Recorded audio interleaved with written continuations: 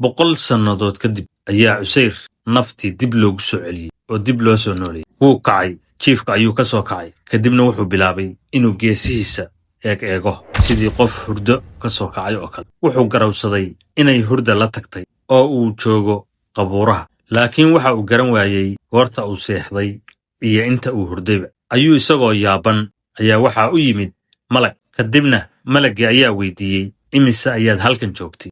Cuseyr ayaa ku jawaabay, maalin barkeed ayaan halkan joogay. Malagii ayaa ku yiri, maadan joogin,